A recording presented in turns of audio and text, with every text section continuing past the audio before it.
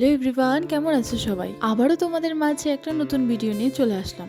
আজকে সকালটা একটু কাজের প্রেশার বেশি ছিল। আজকে আমাদের বাড়িতে কিছু অচেনা মানুষ আসবে। গাছে কিছু ফুল হয়েছে, তাই ওই ফুলগুলো মন্দির ঘরের জন্য তুলে রাখলাম। আর ফুলগুলো তুলতে আমার ভীষণ মায়াও লাগছিল, জানি না কেন। আর আজকে ঘরটর ঝাড় দেওয়ার আগে আমি স্নান করে নিয়েছি। এদিকে বড় সকাল সকাল দোকানে চলে গেছে, তাই বিছানাপাটি উঠিয়ে আমি এখন ঘরটর ঝাড় দেবো। এই অনেকটা প্রায় সময়ও হয়ে গেছে, প্রায় 7:30 নাগাদ বাজে। এখনো আমার বাসি কাজ কিচ্ছু কমপ্লিট হয়নি। আর আমি চিন্তা করছিলাম কখন কাজগুলো কমপ্লিট হবে, কারণ বাড়িতে অনেক লোকজন আসবে। এদিকে বর না খেয়েই চলে গেছে। যা চুলগুলো গামছা দিয়ে বেঁধে রেখেছি বলে ভীষণ মাথা ব্যথা করছিল, তাই ভাবলাম গামছাটা খুলেই দিই।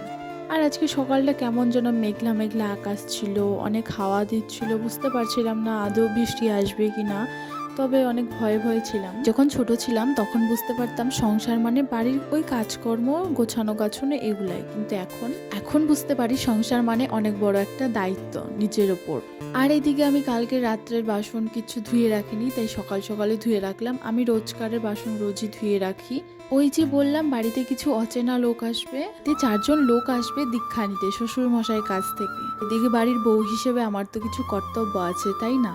তাই তাদের চা বিস্কিট দিয়ে আমিও সঙ্গে সঙ্গে খেয়ে নিলাম। আর দেখো আমার গাছে কত লঙ্কা হয়েছে।